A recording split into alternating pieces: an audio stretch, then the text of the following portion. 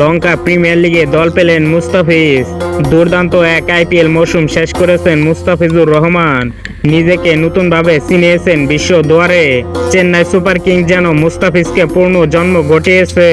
Cutter master এবার দল পেলেন লঙ্কা প্রিমিয়ার লিগ এলপিএল এ। আগামী মৌসুমে এলপিএল এ মুস্তাফিজ খেলবেন ডাম্বুলা থান্ডার্সের হয়ে।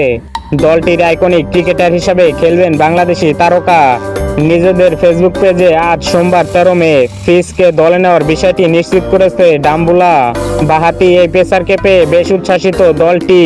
ফেসবুকে মুস্তাফিজের ছবি দিয়ে ডাম্বুলা লিখেছে, ফিজ এলার ডাম্বুলা থান্ডার গর্বের সঙ্গে পরিচয় করিয়ে দিচ্ছে আমাদের ওভারসিজ আইকনিক মুস্তাফিজকে। তার অনবদ্য প্রতিভা ও দুরন্ত পেজ ঝলক দেখতে আমরা মুখিয়ে আছি। গর্জন শুনতে থান্ডার ভক্তরা তৈরি হও।